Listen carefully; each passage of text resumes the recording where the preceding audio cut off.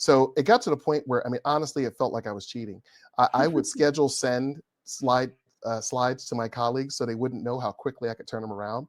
Um, In other words, you would be done, but you would delay it for a while, so they yeah, thought you were working your butt off. Yeah. that's right. I'd be done in about 30 minutes, and I'd probably make it like, oh, it took me 3 hours to do this.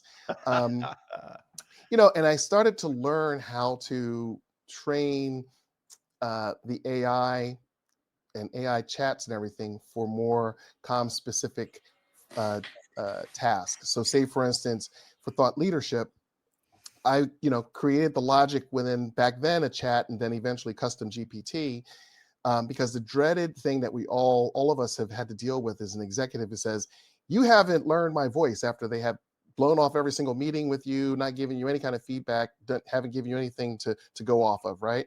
Yeah. And so I was able to sort of cobble whatever I could together, upload it into ChatGPT, and just ask it to break down the attributes of that particular person's speaking or writing style.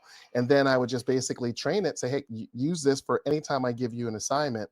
And then it gave me much better, more predictable outputs. And then of course, I could tweak it because there's how an executive sounds and how they want to sound. So it's like, okay, well, use this. And in one particular executive, I said to give it a little twist and insert some bits and pieces from other people, and then that we kind of nailed it, and we kind of arrived at that. So really being able to kind of like take the AI, effectively prompt it, and train it for specific use cases, like slide production for new business pitches, like training it for thought leadership content, really kind of helped me plus up my productivity.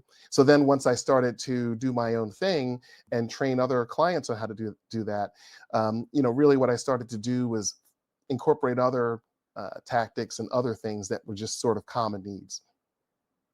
That's Yeah. awesome. What like LLMs do you most rely on? Yeah, so this is one that really makes it fun when I talk to my accountants, because I have so many subscriptions. I subscribe to Claude, I use ChatGPT, I use Gemini, I use Perplexity, and probably like most of us, I find that there's no one killer app.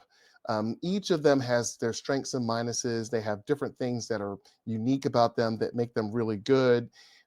I really like the uh, deep research agent from ChatGPT and OpenAI. I really like the creative output from Claude, although I think ChatGPT is catching up with it. So there are different things that I like, and kind of keep me every month saying, I still need to subscribe to this. So I don't think there's any one in particular that's head and shoulders above the other, depending on what it is you're looking for. And that's typically what I tell clients when they're trying to figure out what should be in their stack. So my agency is spending a lot of time, Chris, trying to figure out how to best position our clients to be delivered in the answers on these LLMs, right? Because PR is having a bit of a moment now where, everybody was writing us off saying, oh, who needs PR? AI can do all that. Well, it turns out earned media and third-party validation is more important than it ever has been.